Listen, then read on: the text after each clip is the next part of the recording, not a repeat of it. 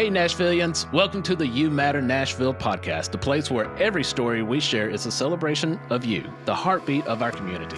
I'm Jason Hoover, delighted to be one half of your hosting duo. And I'm Mindy Hoover, joining you alongside Jason to bring you the stories of inspiring individuals and unsung heroes making a positive impact right here in our hometown. Every episode is about passions, dreams, and actions that stitch together the Middle Tennessee community. So if you're looking to get inspired by the good happening around us, or if you want to hear from the change makers who believe, just like us, that you matter, then hit that follow button on your favorite podcast platform. And if you are looking to make a move in the Middle Tennessee area, Mindy and I are real estate professionals and would be honored to serve you with excellence. Now, let's dive into another episode of You Matter Nashville.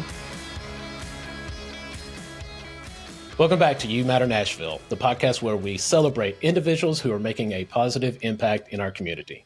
Today, we have a truly inspiring guest with us, Joe Adams, the founder of the Relentless Pursuit.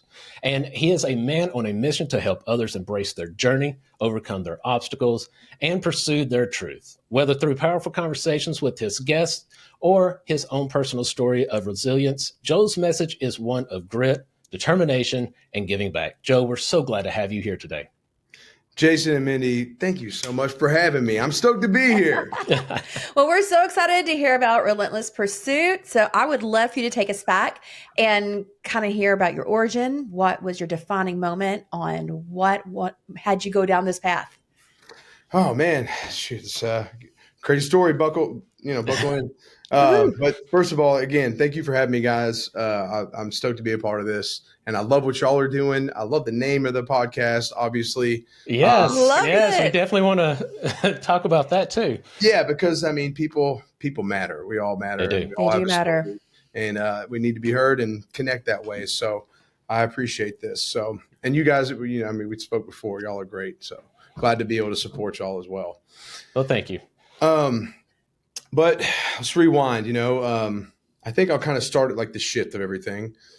I kind of start at the beginning of like my journey because it's all kind of embodies it. And I'll probably speed through like the first little bit into like my accident, which is the big significant change. But, great childhood, so on and so forth. Love my parents, my family, everything. And but after high school, I went to college. Didn't go so well for me. Real quick, I got consumed by addiction. So I was big into pills and I just went down that road. And I think it was just a way, I didn't know what I wanted out of life. And so it was a way for me just to escape the thought process behind that. Like, Sure. I don't have to think about it. So if I just take this all the time, I can just tune it all out. Right. And, obviously, fast forward through that year of college, I realized like I was kind of going downhill. And so I had kind of a reflective moment in the mirror in the dorms. I just looked like crap. I felt like crap. And I remember telling that person in the mirror, I was like, I hate you. And now when you hear this, you may think the hatred thing is negative. But I realized at that moment, or reflecting on it, that moment of self-hate was the biggest moment of self-love I've ever shown myself because I walked away from that person that wasn't me. And I think it's always important to stress that because like sometimes we look in the reflection that doesn't have to be who we are. We can be someone different from that moment on. Do you ever feel like that was just a completely different lifetime? Oh yeah. But I know it was like a very essential because it showed me like, I think reflecting on it now, I can look back and be like, find appreciation in that. Like no matter where I'm at in my life or where I'm at in my journey, like all it takes is the choice to change the trajectory moving forward. You just got to tell yourself, I'm changing today, or I'm going to be better today.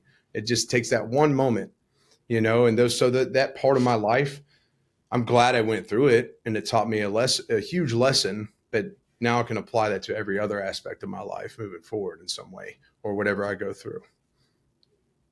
So. Yeah. So the journey through that, and I'm just taking the notes here because it definitely resonates with me. And I know a lot of people, it's that journey is dark. Oh yeah. And for the most part of it, you don't see that light at the end of the tunnel, so to speak. Mm-hmm. and it could be very, very daunting. And when it gets that dark, that's when it gets scary. And so it seems like you experienced that. So Yeah. can you share about the wreck that kind of happened? Yeah. So fast forward, so I immediately, I hit up my best friend. I was like, dude, I'm going to recruiter. So we joined the military together. I Which did, branch? yeah, Air Force. So Okay. yeah, I went My dad was in the Air F-22s. Force. Oh, really? Yeah, Yeah. yeah. I did that for 6 years. I loaded bombs on F-22s, and that was a good time, and that changed everything too. I needed that at that point in Yeah. my life, and Was it the structure or the accountability? I think a blend of both. I think I needed a purpose bigger than myself That's too. good. I think I didn't have a purpose or didn't know what it was. Mm. And it wasn't necessarily like my whole purpose, but it gave me purpose to serve something more than myself. And so that was, yeah. And then just having the structure and the accountability, I think that all like applied and came together full circle. So it was very important. But I got out after 6 years and wanted to go my own journey. And even then it was kind of crazy. Got out of the military, trying to adjust. Traveled the world for a little bit at one point, and then came back here to Middle Tennessee, and then started school full time at MTSU. And so I was working on that, and then just fast forward a couple more years because the time I got in the military was basically the beginning of 2016. So fast forward to through all that, the traveling, all the things. Then 2018 was like the biggest shift in my life. So October 10th, 2018. Yeah, I was leaving class. I was in Murfreesboro at MTSU, and that morning I loaded up on my Harley, and I lived in Hermitage at the time, and I never forget. I posted an Instagram like boomerang of my bike because it was like 40 degrees out, and I was like, "This is a bad idea." That morning, and I wasn't talking about riding the bike. I think just the cold, Right. that aspect. So that morning I did that, and I took off on my bike, headed to Murfreesboro, and we got out of class early that day. And so I was just kind of cruising around Murfreesboro. I was off of a little road called Cason Lane. There's an elementary school right there at this intersection. And so as I'm cruising around, it's a beautiful day. It's probably 11:30 in the afternoon, in the morning. I'm cruising around town, and I come up on this light, right? And I got these big ape hangers on the bike. My arms are way up here. And I'm just actually going the speed limit, believe it or not, which is I didn't do often, but I did that day. And I get to this intersection. I look to my left, and I see a car probably 20, 30 feet away. And obviously some choice words went off in my head at that moment. I just was like, and I looked, and my brain just shut off. And then what had happened was I was coming through this way. The car came to my left, and we hit corner to corner. I fishtailed into the side of this car, flopped over into the windshield, and then got launched 90 feet through the air. Oh my goodness. Yeah, I was really concerned whether or not I have like a flight record in town, but that's just like a personal thing. I was like, that's crazy. That's 90 Probably feet. pretty close. But so yeah, that's what happened. I woke up in a field, and I was laying there on my back, and lifted my head up, and I saw my left femur sticking out of my leg, and I was like, dang, Not good. it's not good. This is not good. But the thing is that it didn't feel real. It was like I was in a dream. Like none of it felt like it was reality. It was just like some crazy dream I was in. I think it's like God's way of protecting us, our mind and our sanity. Yeah, and obviously the adrenaline and stuff. It kind of like numbs you in a way. You're so just like firing on all cylinders. Your nervous system's just going crazy, and I think it's like a protection. It's just you just keep from because like the fact that my brain shut off before I even got hit. Like I don't even remember the impact. Like that's a blessing in itself. Yeah, because I remember just seeing it and like.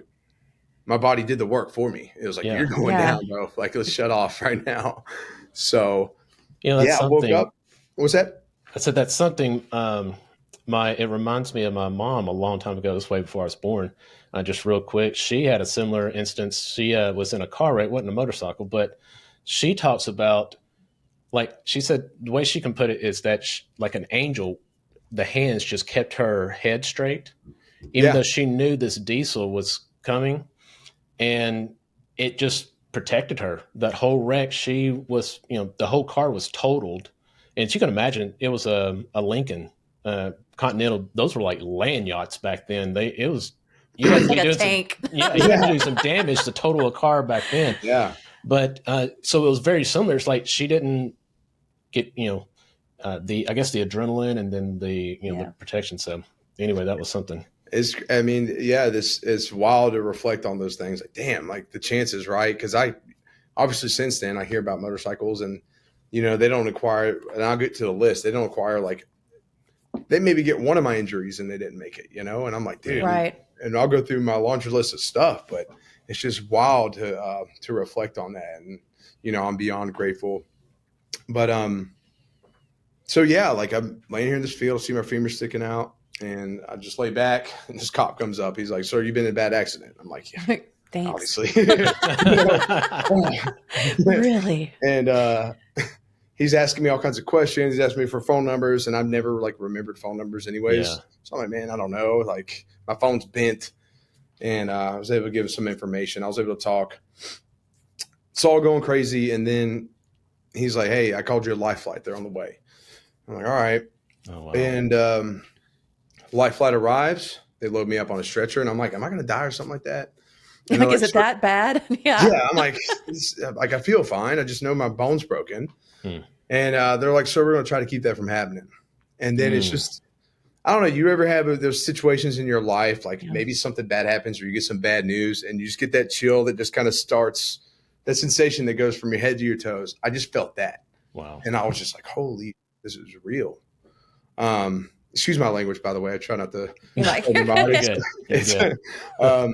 I mean, it's pretty tragic. Yeah. And it was so real in that moment. And I was like, so they load me up in the stretcher and I just start thinking about like my family and stuff like that. Like my niece and my parents and so on. And I'm just like, Joe, like you can't go. Like, this isn't it. This isn't it. And it's just crazy. Cause I remember I wasn't trying to catch the views. I just like immediately I remember getting the helicopter, looking around, and then I just closed my eyes and I was like, stay focused. And then I had like this vision, which is pretty crazy, of this fire. It was a very spiritual thing to me. And immediately after that, I woke up in the hospital. And of course, all the people are coming in. I've got people visiting. Like it's all kind of a blur because they've got me hooked up to a Dilaudid IV, and I'm just like, just keep it pumping. I wasn't even waiting for the light. It just was like, well, it's whenever it comes on. Yeah, the morphine. the limit, and they'll go, you maxed out. You're like, yeah, exactly. Well, then you feel like you realize, because at that point, like, okay, I'm feeling how jacked up I am. Like this is not comfortable. So you just kind of want to numb it as much as you can. But that's impossible. And then you got all the doctors and people coming in, and every one of them, they're like, you should be dead. And I'm like, dang, that's pretty crazy to hear. Well, come to find out, I started to learn what my injuries were. And so I had a traumatic brain injury. I had an aortic aneurysm, which was the biggest thing. And that was bleeding into my right lung, which was also collapsed. Oh my goodness. I had 6 or 7 organ lacerations. So there's a lot of internal bleeding there. I broke 3 ribs, broke my hip in 3 places. My left femur came out, my right knee, my tibia, fibula, both ankles, both feet, all my toes crushed. And then I got stabbed by something in my groin that like I lost like a few pints of blood out of. So insult to injury for sure. Yeah. So when I typed this out, like I had people hit me up like, is this even real? Like they were just so blown away and these are dudes that have been blown up overseas and stuff. They're like, dude, what the heck? Oh, you're like, I survived the military to come home and have a wreck. What in the heck? Which is like the craziest and the craziest circumstance. And, I always understood the risk, but I guess I never expected something so. I always had kind of this expectation, like I'm going to go down. Like you just hear that about riding motorcycles. But I never expected to be like in that level. And so, but one thing that was the biggest blessing, I think of all, is that it was like this immediate recognition of like this was meant to be. Really? Like, this is, and I've talked about this analogy recently. Like a lot of people have potential everybody has potential. The whole world, everybody in the world does. And unfortunately, a lot of people, maybe I think comfort keeps you from figuring that out. And so we go through life without finding that key. Mm-hmm. And there's a show called Lock and Key. It's like a family. There's all these whispering keys. Oh yeah, we watched that. Love that series. So I thought about this analogy last night because I'm like, my mom, she'll tell you, she's like, no, you weren't meant to go through that. You didn't, that was always in you. And it's like, yes, it was. Everybody has something in them, but that was the key. And so I took that key and I unlocked something totally different. It gave me purpose. It gave me fire. And then now moving throughout life, I'm just kind of like, listen, I walk around the house and I hear a whisper and I'm like, oh, like this may be kind of weird to go after, but I'm going to find this key and unlock this other one, and that's just kind of like how I don't have to visualize things. I love, when you get paint a picture with stuff. But so I'm curious, if you don't mind, you mentioned that you had a vision of fire. Was that during the hospital or during that was on the life flight? That was during the life flight. Okay. Yeah. So were you conscious during that flight? Or in and out, maybe? I think maybe in and out. I think they were trying to keep me like down or what. I don't know if they had like put me on anything or injected me with anything, but I just know, like, as I was thinking about my family, I was just like, you got to make it. Like, you got this, Joe. You got this. I was just talking to myself, like, keep going, keep going. And I was just really thinking about family. And then that vision happened. And then I woke up in the hospital. It was like after that, like I saw the embers at this fire and I was the only one there. And then I just saw it explode. Like the fire just goes, and then I woke up. Oh, wow. And this is very connected with my spiritual path. Sure. And so it was very, to me, it's extremely spiritual. Like it was all spiritual. Right. Uh-huh.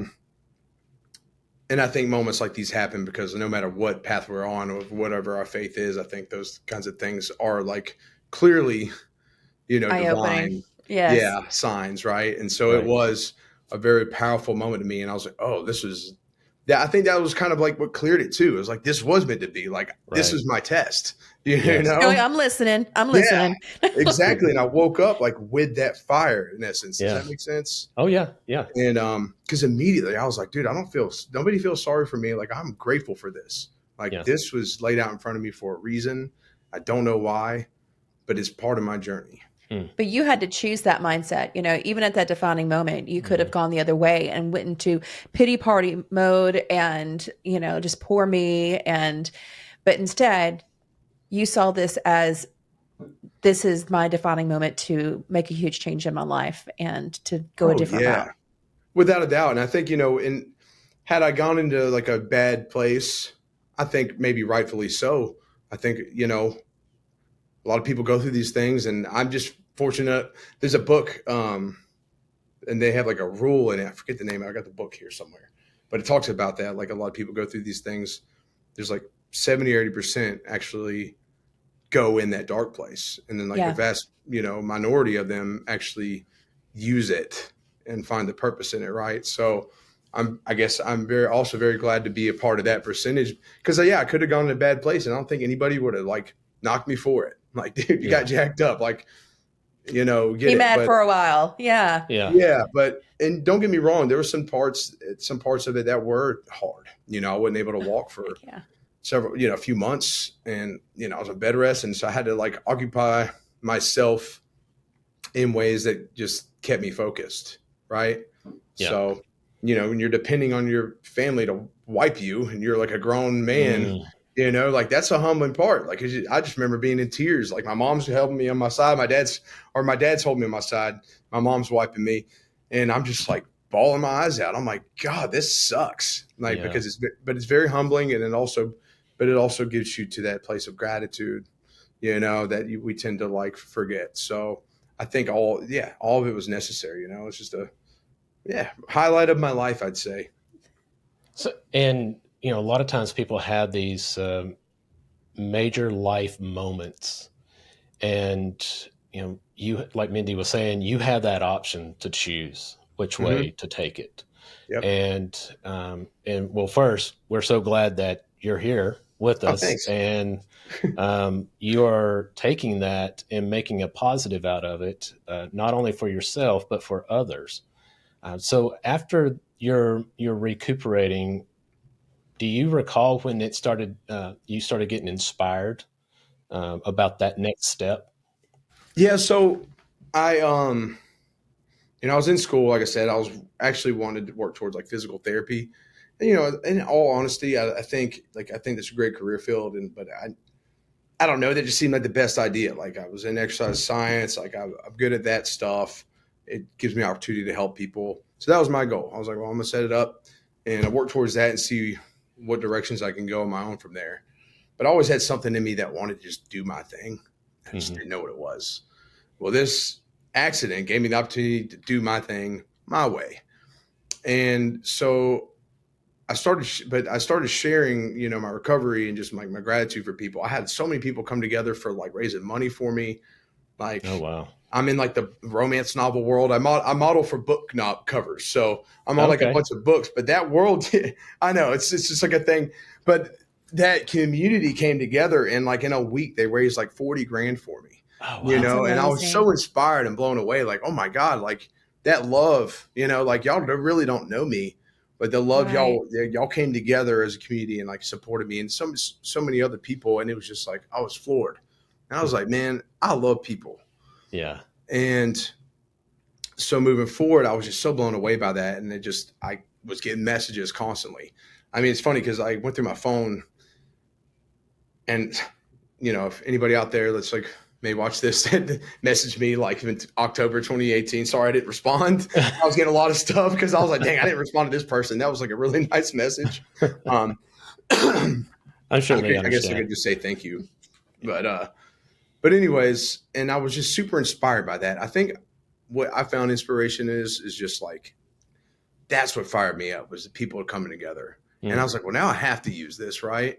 Now I have to use this and create something from it to inspire others and make an impact and maybe help them find that key, without having to go through a life-changing accident, right? Maybe they can Right. maybe this will help them listen for that key. Does that make sense? yes, Yeah. absolutely. This whole key analogy came to me last night. I'm really enjoying it. It may not be, but It's a and good that's show that's too. that's kind of the purpose, right? Is like, hey, like search for that. Like, not everybody has to be an entrepreneur or whatever the case is, but like we're all capable of doing great things. And Amen. whether it's like some creative work or some kind of art, like whatever it is, but if it sets your heart on fire, like go for it no matter what. Hmm. And so that's just kind of the goal there with this brand. And then since I started at the beginning of 2020.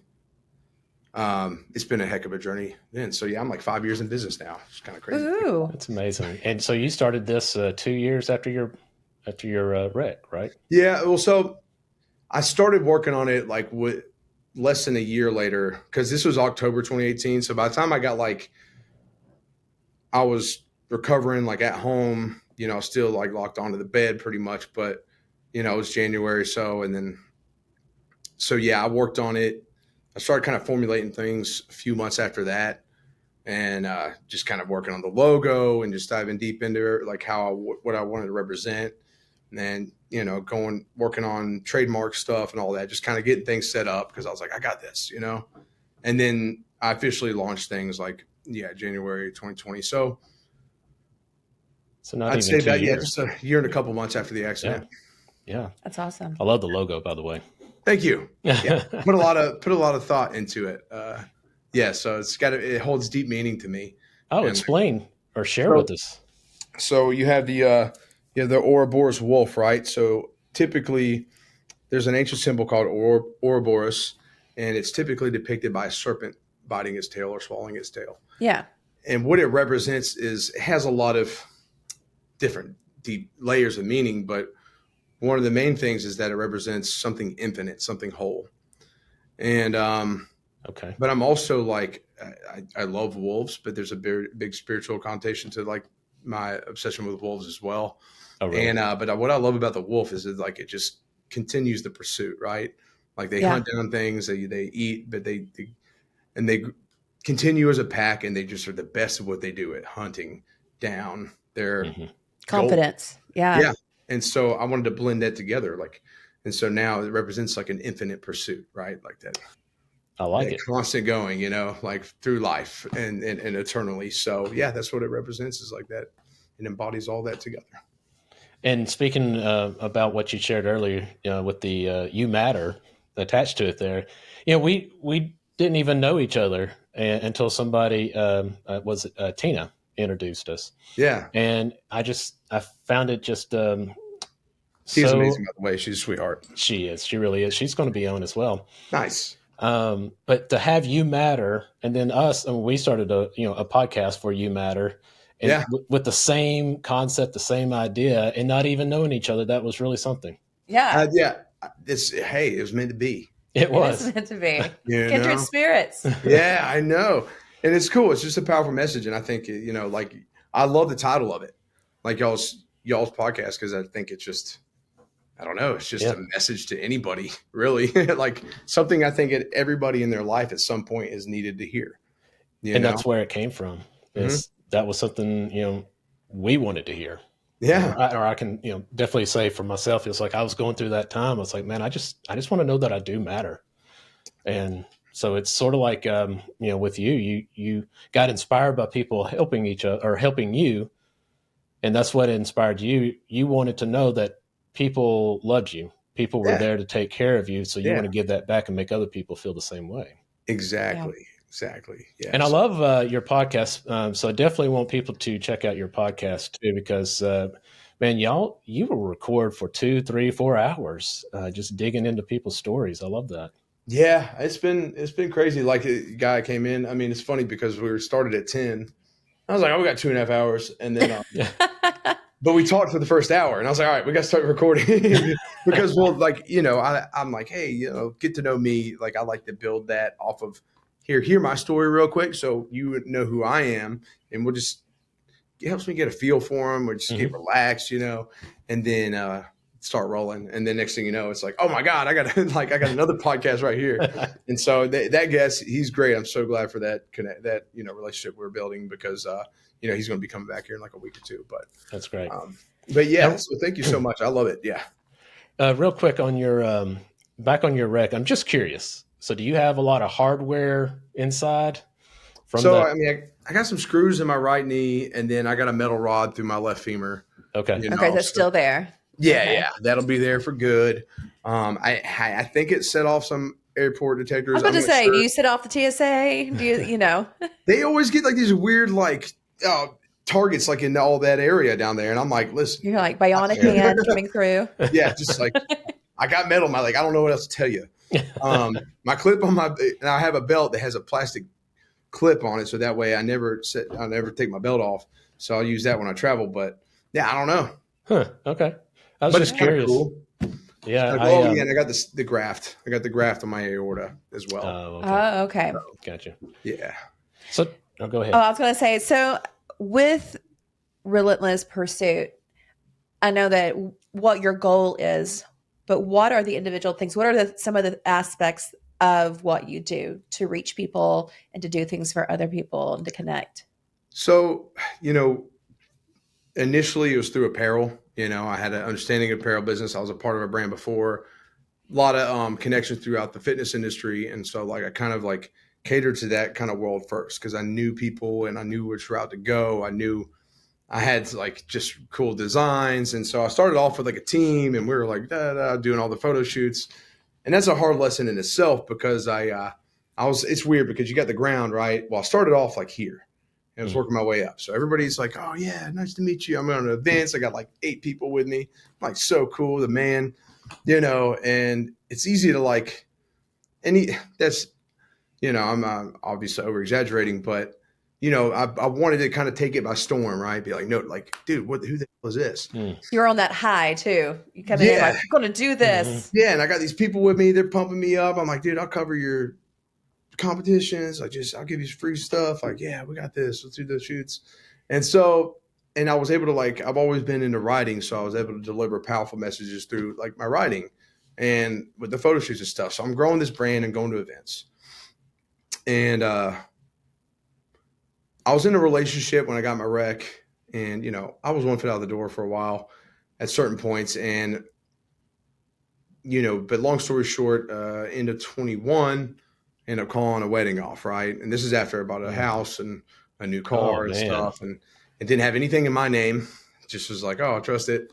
And this isn't, I'm not trying, there's no trying to knock this person, or there's Sure. no ill will, because like at the end of the day, and I'll get to that, is what it's led to. Okay. And so long story short, we weren't the right people for each other. And like, I recognized like I wasn't the best person either. I can't, say this person was terrible, because I wasn't the best version of me either. And, but I lost all that stuff. I mean, I lost, Yeah. a lot of money and all these things. And, right before that, I had recorded like 2 episodes in like my garage, because I had a detached garage built with a gym in it and everything. And so it was a pretty Nice. cool layout. I had the logo and a mural in the back. And so I had started that, but then it was the apparel and the podcast, which hadn't really not started. And then, so that happened, wedding called off, and then my whole world flipped upside down. I lost my butt financially, and I was like, oh my God. And went through some kind of like, my own way of therapy. Just I like to go deep inwards. So I went out to the woods and did some work. I'm just going to tell you all that. And that's just where I find peace, and that's where I can truly focus. Get that. Yeah. Yeah. And so I went through that, and that was just like that was just a whole nother low. I think that was like really hard for me in a whole different way, because I was like, dude, that was totally different. And moved to Murfreesboro, turned to like alcohol. And I always say it lightly with wine, because I'm like, oh, I was drinking 2 bottles of wine a night. Like, that's not alcoholism. No, it's still a lot of Sounds wine. so much That's more. a wino. It's yeah. Oh yeah. Don't get me wrong. I love wine. I don't have it much anymore, but I think that's my thing. But yeah, I was like going through wine like crazy, man. And, but that's just like, I was coping in different ways, because like world flipped upside down. But fast forward to, that was October 21.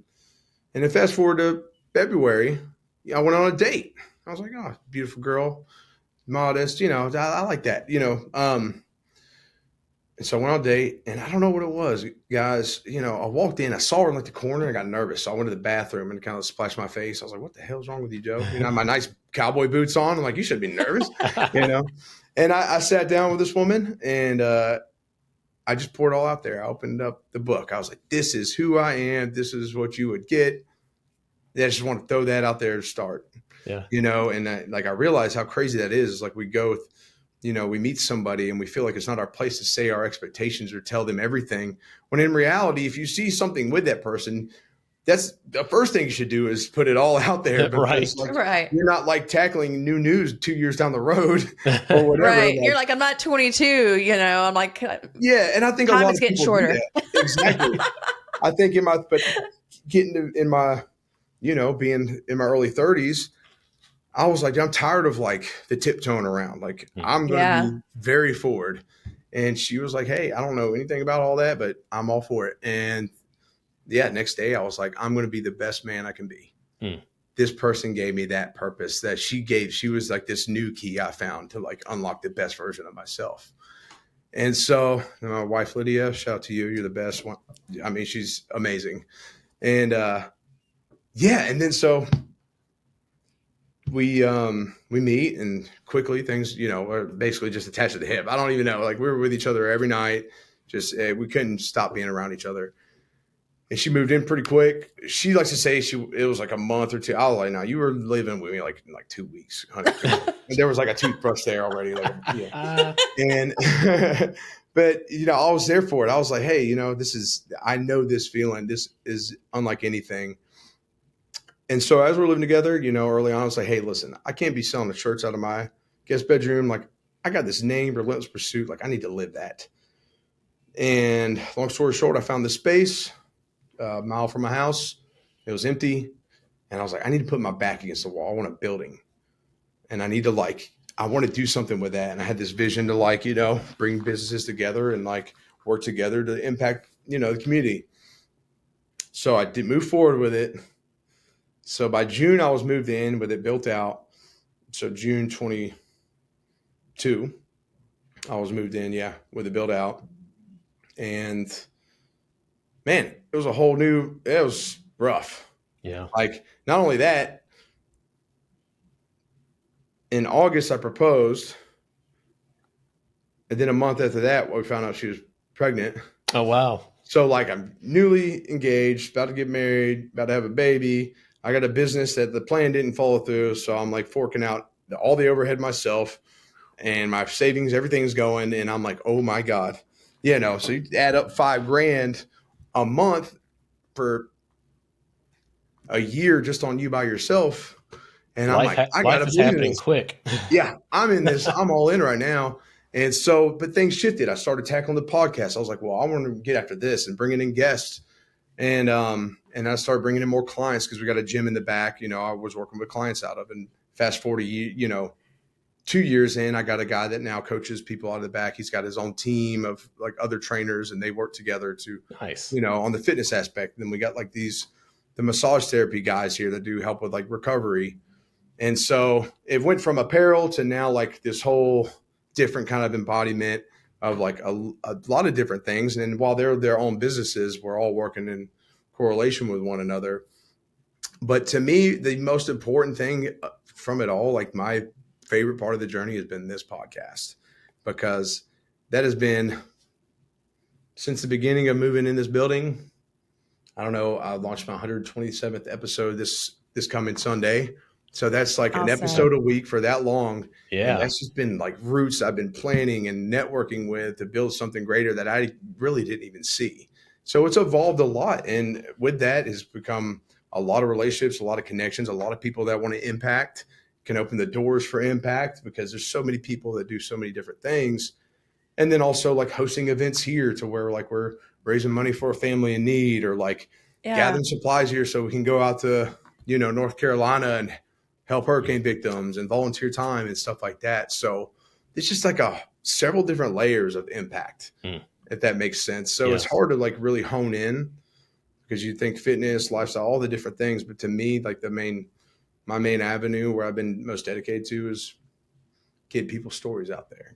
Yeah. And I think the most important thing or the most prevalent thing, I guess, we hear from different guests is just the word yes.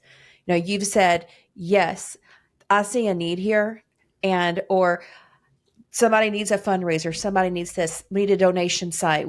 You know what I'm saying? You said yes to all those things. And I think just having that willingness to want to do everything. And also, from somebody who likes to weightlift and work out and all those things, those people are so therapeutic in their own way. I think that I was telling somebody last night, I just need someone to yell at me and tell me I can do it. I can go work out in my home gym, but I like to go somewhere and have somebody yell at me and tell me, you can do it. No, it's just that having that positive environment.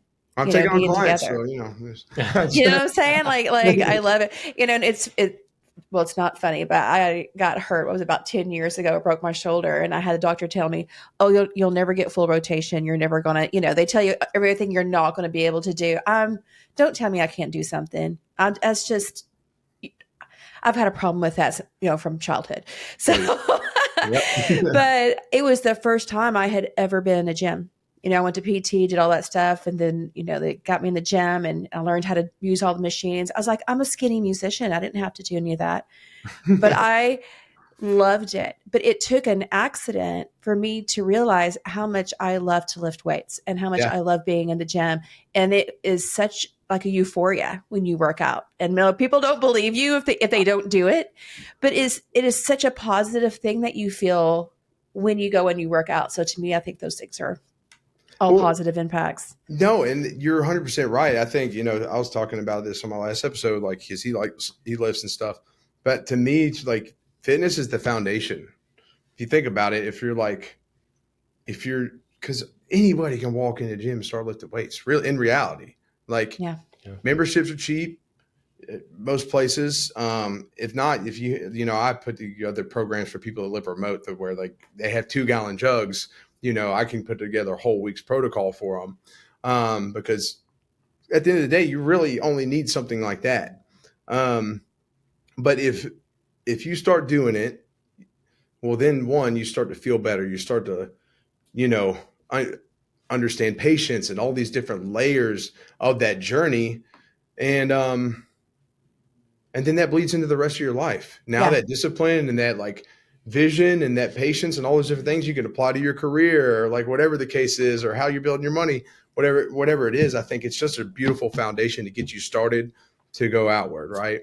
Right. No, So, I really do agree. And but yeah, it was funny. We were just talking about that last night with a friend. yeah. Because I'm like, you could just work it out of the house. And she's like, no, I need somebody to yell at me too. And Yeah. I mean, there are a lot of people I know a lot of people with home gyms. It's hard for them it's weird because when you go somewhere, it's like me working in my office. Like I could work from my house some days, but like I'm so much more productive here in my space. isn't that funny? Yeah. Yeah. You just need to do a new setting, I guess. It's just like and to me, I want to separate the two too. Like my home is just Yeah. for me and my family. Decompress on the way home and then be present when you get there. Well, I live like a half a mile away. That's so true. I You don't got to decompress fast. You better hurry it up, mister. Boom, boom, boom.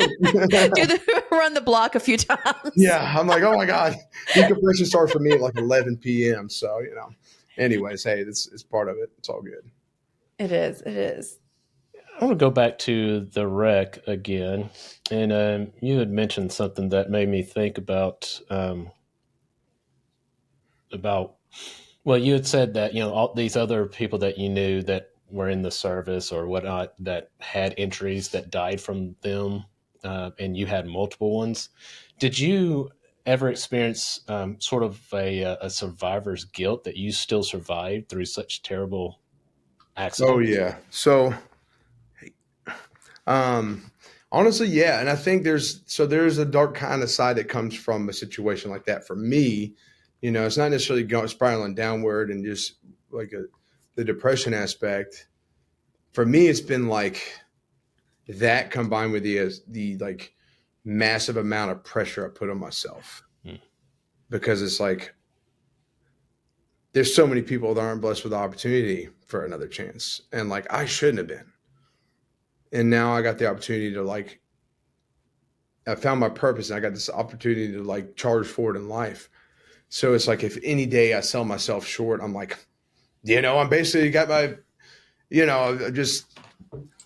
I'm not doing it I'm not living up to it. Like I'm failing, it's like easy to get in your head because you're like, I have so much gratitude for having the opportunity to live that it got to the point to where if I take a break, like, Joe, you're screwing up. Like you're going to fail, and I got so geared on my idea of success that I never was able truly able to recognize any successes.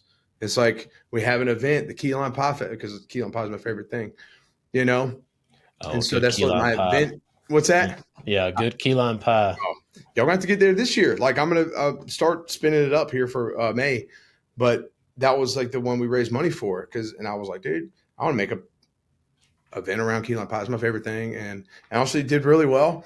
Yeah. And, but it's like we get there and this thing happens and I put so much pressure on myself to succeed. And I'm like, but I wanted to do well and make a good impression for it to continue. And then it happens and I'm pumped for a little bit. And then next day I'm like, boom. I never just like sit there and recognize. And I got this, and there's a slogan I put on some of my apparel and that I use a lot is hunt, eat, repeat. It's kind of like that wolf, right? It's kind of like the logo. So you hunt down the goal, you eat, you gain that nutrition, you get your sustenance, you do what you need to do for yourself in order to keep moving forward. And then you repeat that cycle, right? And that's what the idea has been. But what I realize is that for me, it's almost been like I've been like this werewolf in bloodlust, there was the goal, there was the prey, but I just ran to it and just like killed it. And then I just keep moving forward. I never took the time to take a bite.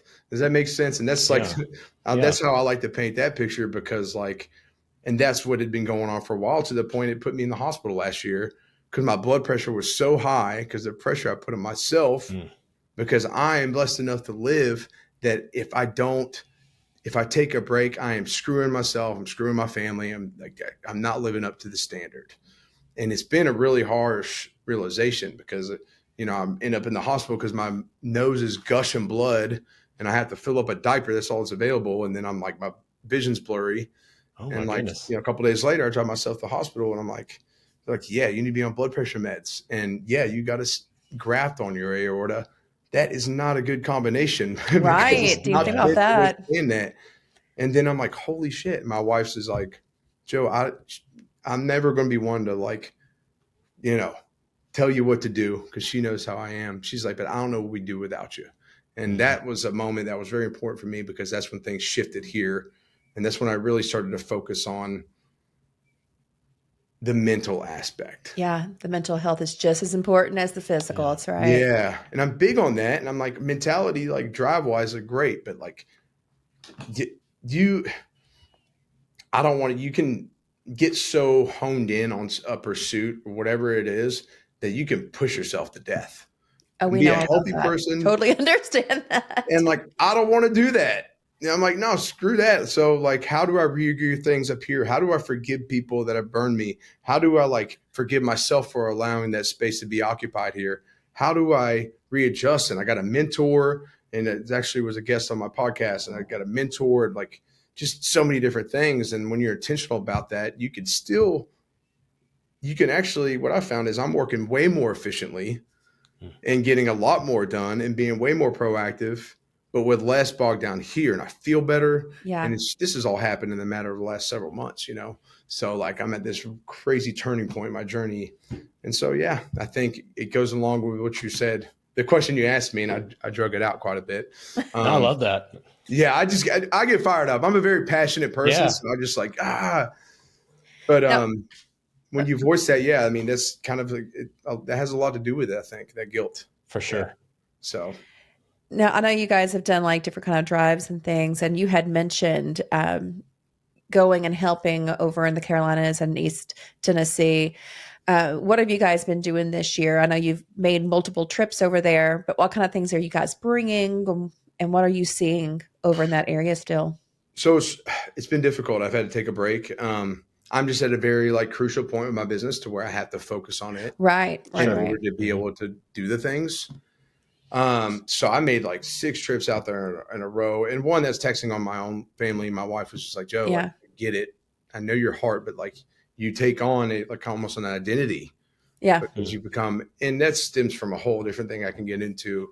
I wrote about it recently about not being good enough because like, nothing to do is good enough. And so I think I'd come back from these trips and I'm like, well, that I didn't do enough. I got to go back. And I just get obsessed and kind of falling back into that cycle of like that pressure. When in reality, like we've already done, it might be a drop in the bucket, but it's our drop in the bucket, Right. But shifting forward, unfortunately, people forget about things, and so like there's a lot of traction out the gates, getting a lot of donations. I mean, I pulled a couple big old trailers full of stuff, and then it got to where, I'm loading up my truck bed, and then I built a relationship with a group out there that's in Spruce Pine, and like going out there, volunteering time, helping them build like yurts and get people set up with heat and do things like that. And not to knock anybody, I know everybody's priority is different, but it got to a point to where I was like kind of alone doing it. And it was just, I wasn't able to bring the funds in. And then I'm like, dude, it's taking a hit on my wallet. I just genuinely can't afford it. And at the end of the day, my responsibility is my family. That's right. But I'm like, there's also that guilt of being like, I get to come home to that though. Right. A lot of these people have lost it all. And it's hard to really put into words when the pictures, and you see the pictures, you're like, oh my God. But when you're there and like talking to people and you feel it, it's like, it comes back with you. And you're like, how the hell is everybody living like a normal life? And it's no one's fault. Yeah. Like, do that. It's just so much devastation. I don't think people realize that it's still devastating. You see clips and stuff on the news, and I'm like, this should still be on the news every day, but we're not really seeing it. So yeah, go ahead. No, I was going to say we had a lot of friends. I knew a lot of organizations here, brought a lot of stuff out initially, but it's kind of the same thing. It's like at some point, you can't keep making trips out there forever, but I know they're still on our hearts and in our minds. There's a lot of need. And I'm glad you brought this up because, I'm trying to get out there soon so I wanted to do my Key Lime Pie Fest for this group out there, try to get the founder, like and his wife to come be on the podcast, or like I bring my equipment, record with them, and then raise money for them. I think that'd be really cool. It would be great. Because it sucks because they are going through so much, and it's going to be a couple of years before they rebuild. And don't get me wrong, of course the fires are bad, and like I feel for everybody in California that's been affected by that. But it's like as soon as that happens, it's like North Carolina I don't know, the mountains have not got the attention they deserve. I agree. But then it wasn't mainstream news really, but they put all this attention into the fires, and it's just like, dude, like that matters, but so does this. Yeah. And I'm getting notifications from PayPal to donate, like not even someone specific. PayPal saying donate to the fires. I didn't see that once about the flood victims, and it pisses me off. No, we're in the same boat, and you're like, this is the mountains where, it's 0 degrees here, it's an extra 15 degrees colder there. I mean, they are really roughing a winter, like a deadly winter there, I'm like, they have like 60, 70 degree weather in most of the places, in California. I mean, not to put it down. I know everybody is hurting right now. I just don't want anyone forgotten. Yeah, that's the thing. I want everyone taken care of. That's the part that sucks is like, you couldn't blame them if they do feel forgotten. Yeah. And so, but there's amazing people out there doing their part. I will say, like, I met some guys that are like part of that crew that like have literally quit their jobs and moved there, taking everything they got, where they have, and they moved there and they live there, like at that spot, that little base, and they're just committed to that. That's their life. And like, there's amazing people a part of it. And I think to me, like one person doing that, I mean, that's insane. So I'd love to see it. Yeah. That was their defining moment. Exactly. Like they felt the call and they had the capability to do that. Had I not say I wasn't, rewind a few years ago before I met my wife, who knows? I would have been like, all right, peace. But, like I got my responsibilities too, and I got to be here for them. And so wanting to be more proactive, wanting to get out there here soon in the next month and just help out where I can and interview them and just keep talking about it. So, well, let us know when you're gearing up those key lime pies. Oh, yes, please. Yes. Oh, it's fun. We have vendors, bounce house. We had to do like a that's amazing competition and stuff. Like people make pies, and yeah, it's good. And nice. Then we're setting it up this year because I got a lot of attention through that one. So yeah, y'all come along. Yeah, we'll do it. Absolutely. Well, before we wrap up, I'm curious. You've experienced a lot, and I would say a lot in a short amount of time, and from the drugs, overcoming that, or the addiction, and then to the wreck, and then to the relationships. So much that you've dealt with. Serving in the military. So, yeah. So, based on what you have gone through, do you have any helpful information or tips that you've used to help you continue to stay on track? So like if somebody's listening and they're going through that rough time in their life, do you have anything a piece of advice that you would share with them? So I did an analogy. It's great you brought this up. And the first part of this acronym is the most important. So I had a public speaking event a couple months ago at MTSU, and I delivered this acronym that I came up with that's like really just recently realized was has been a part of my journey. And to me, the most important thing, I think, to really kind of shift things, especially in your dark place, is this acronym is GRIT. So it just kind of fit like the aesthetic of stuff. I'm like, yeah, I'm go grit, and people are, anyways, no, but grit. And so G's for gratitude. Okay. And I think that's such an important thing because, hey, God, she snores so loud. It's okay. I just don't want people thinking I'm like gross on here. No, we can't hear it actually. But those that are listening, he has a pup. Snoring pup. Yeah, she's a snorer. She's gratitude. Okay, so finding gratitude in everything. And it's not just like, yeah, there's the obvious, there's the sunny day, there's the waking up. That's cool. Like, be grateful for those things. But honestly, the most important, when you truly unlock gratitude, is when you can find it in any situation in your life. And I've been through some crap, and I won't even go into the, a lot of the other journey, but okay, my accident. Yeah, I could have looked at it as negative, but I found so much gratitude for that very moment I got hit and I was laying there in that field. I found gratitude for losing my house and losing stuff financially because, dude, that stuff's going to come. And it led me to my wife and daughter, which is the biggest victory I've ever achieved. I'm grateful for like the struggle it's been to get my business to today. And it's still not easy, but guess what? The person I am today, as opposed to just a few years ago, is someone like the lessons I've learned there, nothing can pay for that. It's just, you got to go through it.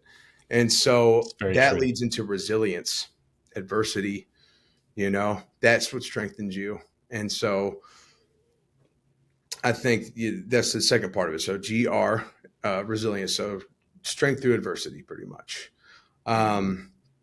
Because being willing to face adversity is only going to help you grow.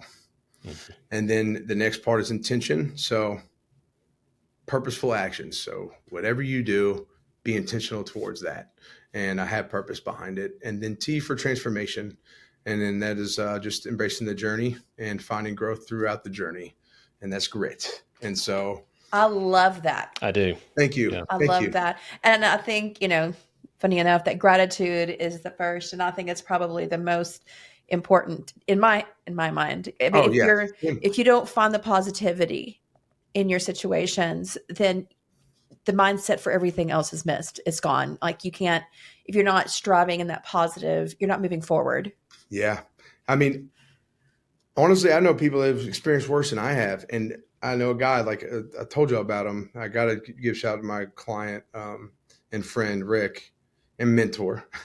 But he was on my podcast, and like his, 11 years ago, his son was murdered. But Rick could tell you today the purpose that he's found in that and the gratitude he's found in that. And if that man can find gratitude and purpose in something like that, something I can't even begin to imagine. And I have a child. Oh, no. That is such a powerful testimony, because like, holy crap, it's possible wherever we look. We just got to find it and use it. Amen. And so most of us will have to face things like that. And I think, part of his journey is like, he looks at it as like he had to, and you get what I'm saying, but, right. And it's extremely unfortunate, but that's just the things you think about. So I mean to say that is because we can find it anywhere. And as soon as we can find that gratitude, it can give us purpose. It can give us hope. And then we can start moving forward throughout our lives, Yeah. So I don't know. To me, that's like my nugget. Grit. No, that is perfect. Yeah. And to, what was his name again? Rick Cheatham. I forget what episode it is, but he's on my podcast a few times because his wife comes on with him as well.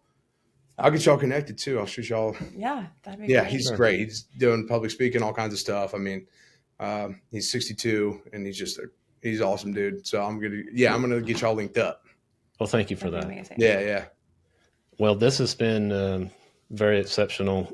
You have a lot of life lessons learned a very hard way, and for you to take that and turn it around for something positive. I appreciate there are people like you in our world and in our community. Hey, thank you so much. That means a lot. It really means a lot. I don't know what to say besides that. I'm extremely grateful for y'all, seeing what y'all do in my journey and like allowing me to share that. And that's all I care, is that like, I just want to be a light for somebody out there. And I don't know. Well, I appreciate the time and appreciate what you're doing. I appreciate what y'all are doing. I want y'all on my podcast, by the way. Absolutely. Yeah, I most definitely will. And you keep on saying yes to opportunities to be a blessing. And I think that's the most important thing, is always do what's been put in front of you. Yep. Hey, worst case, it doesn't work out, but you learn something new. So That's right. Yeah. But Well, thankfully, you have made it through that. You've gone through a lot of challenges. I definitely want anybody that's listening to this to please check out his podcast as well. Where can they find that, Joe? so my main channel is YouTube, but I'm on everything: YouTube, Spotify, Apple, all those main platforms. But yeah, just search the Relentless Pursuit podcast on any The of those Relentless platforms, and you'll Pursuit. see it. Yeah, All you'll right. recognize the logo. I look the same, and yeah, let's look for that, and you'll find it. And you have a website as well, correct? Yes, relentlesspursuitlifestyle.com, and that kind of takes you into the other things I got going on. So Perfect. Perfect. yeah. Well, Joe, thank you so much for taking the time and joining us and sharing your story and sharing about your challenges and how you are impacting other people in our community and even beyond, going and helping those with the hurricane in North Carolina. Thank you for what you do. And so that is going to be a wrap for this episode. So to everyone listening, thank you for joining us on this episode, actually, of You Matter Nashville. If you'd like to learn more about Relentless Pursuit, you can find out more information and support Joe's mission by visiting that website at relentlesspursuitlifestyle.com. From the bottom of our hearts, we appreciate you tuning in. Until next time, remember that you matter, your voice matters, and together we can make a positive impact in our community. And that brings us to the end of another episode of You Matter Nashville. We hope today's show has left you feeling as uplifted and inspired as we are. Remember, the spirit of Nashville lives in all of us, and every small act of kindness echoes throughout the community. A huge thank you for listening and even being a part of our You Matter community. If you love this episode, please share with friends and leave us a 5-star review. It helps us reach more listeners and spread the love. And if you know anyone that is looking to make a move to Middle Tennessee area, we are real estate professionals known as the Hoover Team, and we would be honored to serve them with excellence. Until next time, keep making a difference, Nashville. You matter more than you know.